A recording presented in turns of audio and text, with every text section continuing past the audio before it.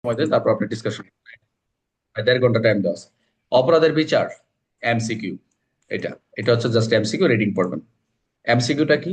এই আইনের অপরাধ বিচার কোথায় হবে? এখতিয়ার সম্পন্ন আদালতে।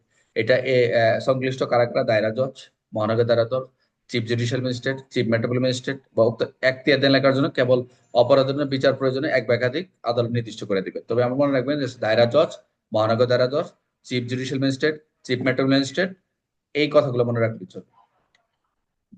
আচ্ছা, এখন দেখেন, আহ আহ 44-এর পরে আমরা এরপর মনে হয় আর কিছু নাই, এরপর সরাসরি 46। মনোযোগ দেন। 46টা হচ্ছে এমসিকিউ, মনোযোগ দেন। যে এমসিকিউটা কি হবে? 46 এমসিকিউ বলছে এই অপরাধটি অবশ্য আমলযোগ্য, ডাইরেক্ট বলছে, এখানে জামিনযোগ্য অপরযোগ্য কিছু লেখা নেই। অপরাধ আমলযোগ্য এটা বলছে। আর এটা আপরযোগ্য না, জামিনযোগ্য না, কিন্তু এখন তো সবই তো জামিন দেয় আদালত থেকে, যে কোনো হাইকোর্টের মধ্যে জামিন দেয় অপরাধের ধরন অনুযায়ী। আচ্ছা, এটা হচ্ছে 46-এ বলছে আমলযোগ্যের কথা বলা রয়েছে। Very important. গত পারছিল যে একটা কোশ্চেন আসছিল 47 থেকে, যে ক নামক একজন পুঙ্গু, সে 100 গ্রাম গাঁজা নিয়ে পুলিশের ধৃত হলে যে জামিনের ক্ষেত্রে তার কি বিধান কি। সবাই কার্যবিধি 496 দিয়ে কার্যবিধি 57 দিয়ে উত্তর দিয়ে আসছে, কিন্তু উত্তর হবে মাদক মাদক এই দ্রব্য নিয়ন্ত্রণ 2018 এই 47 ধারা থেকে প্রশ্ন আসছে। জামিন সংক্রান্ত বিধানটা কি? অর্থাৎ প্রথম বলছে এই বিধান জামিনে দিবে না, আপনাকে জামিন দেবে না। তো যদি জামিন দেয়, তাহলে রাষ্ট্র যদি অভিযোগ উভয় পক্ষকে শুনানির সুযোগ প্রদান না করা হয়, তা এবং তার বিরুদ্ধে যে অভিযোগ রয়েছে দোষী সাব্যস্ত যুক্তিসঙ্গত কারণ রয়েছে, আদালত যদি সন্তুষ্ট হন, অথবা তিনি নারী বা শিশু, বলছে তিনি নারী বা শিশু, এখান থেকে রিটার্ন প্রশ্ন আসছিল, তিনি নারী বা শিশু যদি কোনো শারীরিকভাবে বিকলাঙ্গ হন, মানে বিকলাঙ্গ না হন, তাকে জামিনে মুক্তি প্রদান করা ন্যায় বিচার বিঘ্নিত হবে না। অর্থাৎ যে তাকে জামিন দিতেছে, এই যে যাদেরকে জামিন দিচ্ছে, জামিন দিলে কেউ ন্যায় বিচার বিঘ্নিত হবে না, তাহলে জামিন দিবে, এছাড়া কোনো জামিন দেওয়ার সুযোগ নেই। 47টা 47 তিনটা একটু পড়ে নেবেন, এখানে তো এক ক খ পড়া দরকার নেই, যেখানে যেটা বলি সেটা পড়বেন। আপনাদের ক খ মুখস্থ করার দরকার নেই, পরীক্ষা আসবে, জাস্ট তিনটা পড়বেন।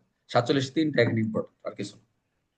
আচ্ছা, এখানে আরেকটু দেখেন, যে জামিনের ক্ষেত্রে আরেকটা বলছে যে কোনো মাদক অপরাধের তদন্ত সমাপ্তির পর যদি তদন্ত প্রতিবেদনের কোন সূত্রে কোন তথ্যের ভিত্তিতে এখতিয়ার সম্মেলনের ক্ষেত্রে আপিল আদালত মর্মে সন্তুষ্ট হয় যে কোনো ব্যক্তি অপরাধের সাথে জড়িত নয়, এটা এই ক্ষেত্রে জামিন দিবে। যুক্তিসঙ্গত কারণ রয়েছে, তাহলে এখতিয়ার সময় আদালত কিন্তু আপিল আদালত সংশ্লিষ্ট কারণ লক্ষ্যপূর্বক উক্তকে জামিনে আদেশ দিতে পারবে। এটা এই 47-2 ক্ষেত্রে জামিন দিবে। যদি মনে করে যে অপরাধের সাথে জড়িত নয়, তাহলে তার কি করবে? জামিন তো দিতে হবে 47-2। বাট 47-3 ঘর যেটা বলছে সেটা হচ্ছে এটা ইম্পর্টেন্ট, আর কি একটু পড়ে নিবে। এখানে যেগুলো আছে এগুলো দরকার নাই। তারপর হচ্ছে ভেরি ভেরি ইম্পর্টেন্ট 48, মনোযোগ দেন। বিচারের বিশেষ পদ্ধতিটা কেমন হবে? এই আইনে মাদক দ্রব্য নিয়ন্ত্রণ আইনে 48 বলছে সর্বোচ্চ শাস্তি মৃত্যুদণ্ড। এই আইনের বিশেষ পদ্ধতি বিচারের ক্ষেত্রে সর্বোচ্চ শাস্তি মৃত্যুদণ্ড বা যাবজ্জীবন কারাদণ্ড। 5 বছরের অধিক কারাদণ্ড যদি না হয়, তাহলে কি করবে? এটার বিচারটা হবে সংক্ষিপ্ত পদ্ধতি। মনোযোগ দেন। ভেরি ভেরি ইম্পর্টেন্ট এই কথাটা, যে মাদক আইনেও বলছে, যে একটা এমসিকিউ আসছিল আপনাদের, যে সর্বোচ্চ শাস্তি মৃত্যুদণ্ড, যাবজ্জীবন কারাদণ্ড বা 5 বছর যদি অধিক কারাদণ্ড না হয়, তাহলে বিচারটা হবে সংক্ষিপ্ত। এটা হলো কি ট্রায়াল, শর্ট ট্রায়াল বলে আর কি, যে এই সংক্ষিপ্ত পদ্ধতির বিচার হবে। এইরূপ ক্ষেত্রে ফৌজদারি কার্যবিধির 22 বিধান অনুসরণ হয়। যে এই 22 বিধান বলছে ফৌজদারি কার্যবিধিতে, সেখানে সংক্ষিপ্ত বিচারের যে পদ্ধতিগুলো রয়েছে সেগুলো একটু আলোচনা করতে হবে। এগুলো আমরা দেখবো সমস্যা। আচ্ছা, এটা এমসিকিউ 49 হলো এমসিকিউ। 49 হচ্ছে এমসিকিউ। যে এমসিকিউটা কি? যে এই বিচার কার্য আরম্ভ হলে শেষ হওয়া না পর্যন্ত অবিরাম চলবে। হ্যাঁ, তবে ন্যায় বিচার স্বার্থে বিচার মুলতবি করা একান্ত প্রয়োজন। তবে আদালত যদি মনে করে স্বল্পকালীন সময়ের জন্য বা যা 3 কার্য দিবস অধিক হবে না, এটা একটা এমসিকিউ। এই বিচার মুলতবির ক্ষেত্রে যে বলছে বিচার কাজ শুরু করবে, শেষ না পর্যন্ত অবিরাম চলবে। তবে এই ক্ষেত্রে বিচার কার্য মুলতবি না হওয়া পর্যন্ত মুলতবি রাখা প্রয়োজন যদি আদালত মনে করে, সেই ক্ষেত্রে স্বল্পকালীন সময়ের জন্য, যা কত কার্য দিবস, 3 কার্য দিবসের অধিক হবে না, এবং বিচার কার্য মুলতবি করা যাবে। এটা হলো 49 বলছে। এমসিকিউ গুলো আছে, এগুলো আমরা দেখে নিন, পড়ার সাথে সাথে হয়ে যাবে। Very very important, very very important রিটার্নের জন্য। Very very important.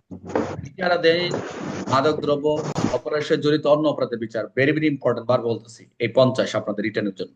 যেগুলো যেগুলো আমি কিন্তু পরীক্ষার যখন পড়াবো, তখন কিন্তু সব মিলে 8-10টা করে ধারা দিব, সব দিব না রিটার্নের জন্য, কারণ সব পড়ে তার পরীক্ষার সময় পাবে না। এগুলো যেগুলো দিব এগুলো মুখস্থ করে যাবে। 50টা বলছে বিচারাধীন মাদক অপরাধ অন্য কোনো অপরাধ জড়িত যদি থাকে, যেমন আমরা ইয়েতে পড়লাম, নারী শিশুতে পড়লাম, কত, আহ 27, 27।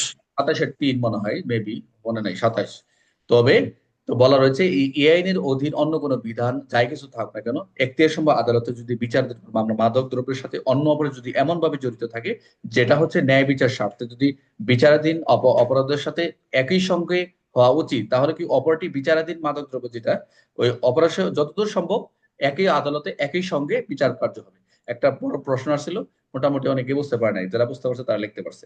মাদকে 50, এটা মনে রাখবেন যে বিচারাধীন যদি মাদক দ্রব্যের সাথে অন্য যদি অপরাধ হয় তাহলে একই সঙ্গে একই ট্রাইব্যুনালে একই অপরাধে একই সঙ্গে বিচার কার্য সম্ভব। কয়েকবার রিডিং করুন, ভেঙে ভেঙে হয়ে যাবে ইনশাল্লাহ।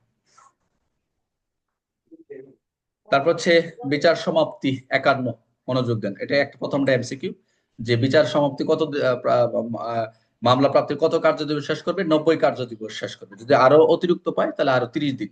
জাস্ট এবার এখানে 51 1 2টা পরে নেবেন, এখানে আর কিছু নাই। আর হচ্ছে ও আরেকটা হচ্ছে 52, অভিযুক্ত শিশার বিচারপতি যদি শিশু হয়, এই মাদক দ্রব্য নিয়ন্ত্রণ আইনে যদি শিশু হয় সেই ক্ষেত্রে অবশ্যই আমরা 52 আমরা কিন্তু শিশু আইনে পড়ছি, শিশু আইনে একটা স্পেসিফিক ভাবে আইন রয়েছে, এখানে বিচার কার্য বলছে শিশু আইনে সে বিধানাবলী কার্যকর হবে, আর কোনো কিছু না। হ্যাঁ, এটা একটু দেখবেন। আর 53 বলছে রায়ের বিরুদ্ধে এটার যে রায় প্রদানের কত কার্য দিবসে আপিল করতে পারবে, সেটা হচ্ছে 30 কার্য দিয়ে আপিল করবে। এখতিয়ার সময় যে কেউ রায়ের বিরুদ্ধে 30 কার্য দিবসের মধ্যে আপিল করবে। যেগুলো এগুলো ছোট ছোট প্রশ্ন, এগুলো কিন্তু খুবই ইম্পর্টেন্ট, এগুলো একটু পড়বেন।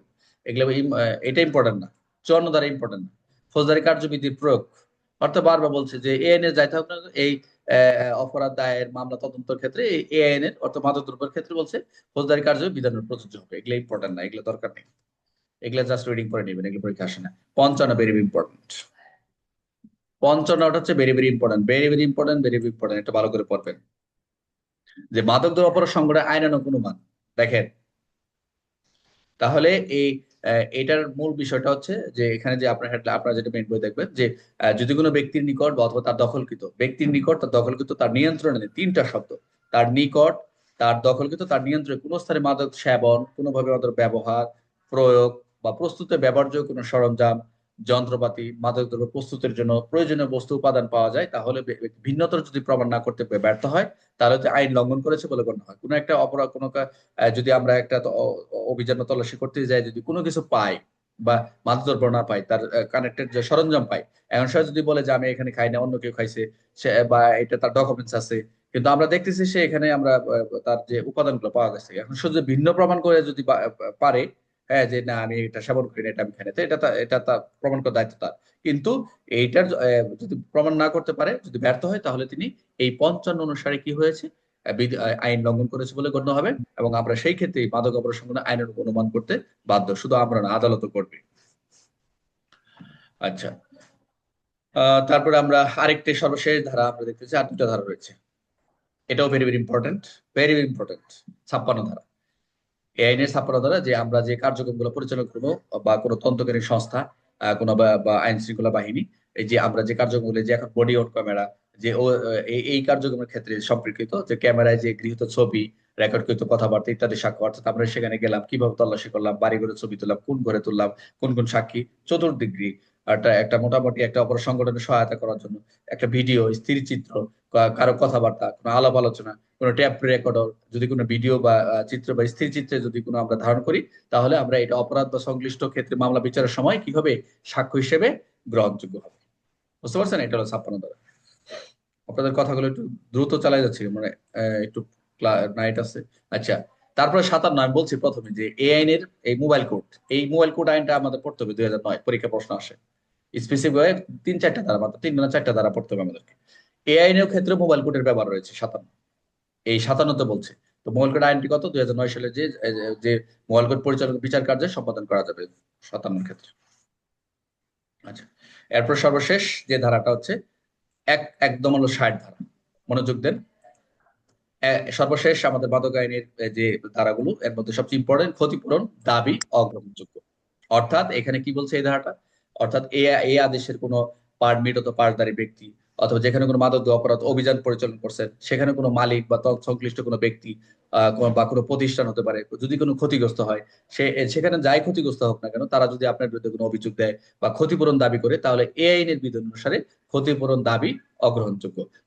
ওখান প্রতিষ্ঠান বা কোনো ব্যক্তি আপনার কোনো তৎপ্রতি কোনো ফিস বা ফেরত চাইতে কখনই পারবে না এই অনুযায়ী আপনার একটা ডিফেন্স আপনি রক্ষা পাবেন। মোটামুটি এই ছিল আমাদের আলোচনা। সাক্ষ্য পুরোটা মোটামুটি 2টা ক্লাস আপনাদের রিভিশন করলাম। আমরা পড়াশোনা যদি ভালো করি, আমি 20 মিনিটে আপনাদের সাক্ষ্য শেষ করতে পারবো। এক ক্লাসের 5-6টা রিভিশন করা যায় যদি আপনারা ওইভাবেই মোটামুটি পড়াশোনা প্রতিদিন করে থাকেন। প্রস্তুতি থাকলে দেখবেন স্যার, এক- আমাদের একটা প্রস্তুতি ক্লাসে থাকলে। আমি 5টা টাইম শেষ করবো, আপনাদের ভালো লাগবে। যখন আমরা পড়াশোনা করব তখন দেখবেন অনেক ভালো লাগতেছে, স্যার রিভিশন করে। আমরা চাচ্ছি যে একটু আপনারা, আমি যে সময়টা দিচ্ছি আমার দিকে ফলো করার দরকার নেই। আমাকে যদি বলেন আপনারা, আমি ক্লাস কি বলে আহ, এই আইন শেষ করে দিতে পারবো, কিন্তু মাথায় থাকবে না। এই জন্য আমি যেভাবে আমার মেইন ক্লাসগুলো আগাচ্ছি, একটু ধৈর্য ধরেন, আপনারা একটু নিজেই স্টাডি করেন, প্রতিদিন 1 ঘন্টা করে স্টাডি করুন। আশা করি ইনশাল্লাহ সফলতা করেন, ইনশাল্লাহ সফলতা খুব কাছাকাছি। হ্যাঁ, টেনশন নাই। তো ঠিক আছে, সকল ভালো থাকবেন। That's all for today. বাকি ক্লাসটা আমাদের রফিক ভাই একটু নেক, প্রায় 10টা পর্যন্ত হবে, একটু আপনার রিভিশন করেন। ওকে, আজকে এই পর্যন্তই। অতি ভালো থাকবেন। আসসালামু আলাইকুম।